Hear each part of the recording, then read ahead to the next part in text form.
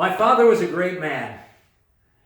And what made him great was he had deep-seated thoughts and processes that he lived by. There were two things that I think made him different than anybody else. And the one big thing to start out with that he always taught me, he taught me loyalty. Loyalty to your family, loyalty, fierce loyalty to your friends, and loyalty to your country. As far as the country is concerned, our family had it wrapped up.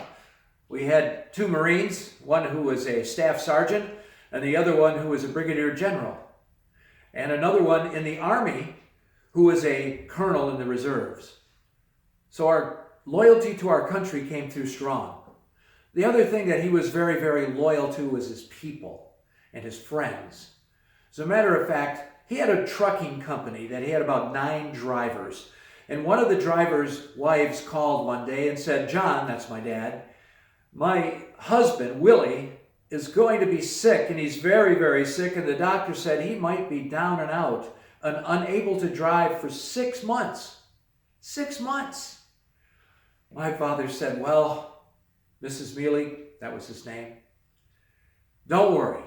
You tell Willie I'll stand behind him. He's been stood behind me for the past 9 years, got up every morning at 4 a.m., got into his truck, rolled down the street, and he hauled that asphalt for me and my company. It's the least I can do is pay him every week until he gets back on his feet. You tell him to get well, but tell him that I'll be there behind him."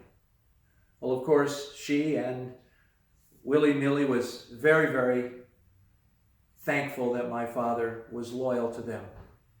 My father taught me loyalty. I remember when my brother called and told me that he had pancreatic cancer. And I wondered what I could do to be loyal to him and to stand by him. And so we spent the last 6 months of his life together a lot. And we laughed with each other. We cried with each other. We sang songs. We went to Disney World together. We had a wonderful time until that day that he finally left the earth. That's loyalty. The other thing that my father was fantastic at, and I hope he passed down to me, was his attitude. He would walk into a room and it would like be turning on a light. There'd be like a 500-watt light bulb that would just go flashing on. Everybody loved my dad.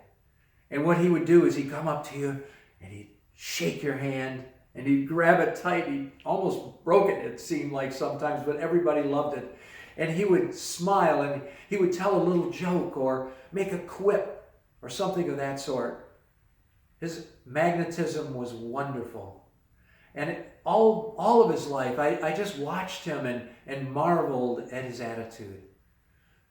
In his last year of his life, he really was losing it badly. He was in a nursing home and he really didn't even remember who I was.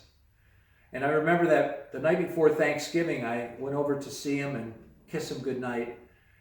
And I said, "Dad, tomorrow's Thanksgiving. We're going to have Thanksgiving dinner." And he lit up again like that proverbial light bulb. He said, "Oh man, what are we going to have? Gravy and mashed potatoes and dressing and all those great things?" I said, "Yes, Dad, that's what we're going to have."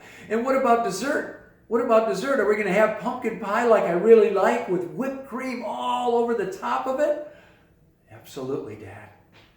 He got this big smile on his face just thinking about that big old meal that he was going to eat the next day.